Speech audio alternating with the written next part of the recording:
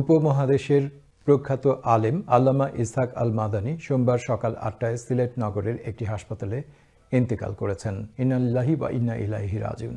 বাদ আসর সিলেট সরকারি আলিয়া মাদ্রাসা ময়দানে মরহুমের প্রথম নামাজের জানাজা এবং পরে গোলাপগঞ্জে তার গ্রামের বাড়িতে দ্বিতীয় জানাজার নামাজ শেষে তার মরদেহ দাফন করা হয়।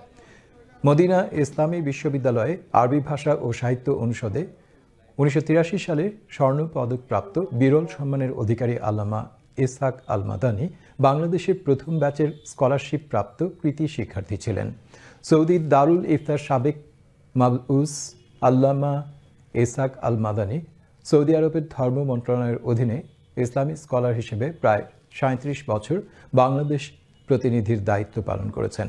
এছাড়া তিনি শাহজালাল জামিয়া ইসলামিয়া কামিল মাদ্রাসার প্রতিষ্ঠাকালীন শায়খুল হাদিস হিসেবে দীর্ঘদিন জ্ঞানের আলো বিতরণ করেছেন। তৈরি করেছেন অসংখ্য আলেম যারা দেশে বিদেশে ইসলামের দ্যুতি ছড়াচ্ছেন।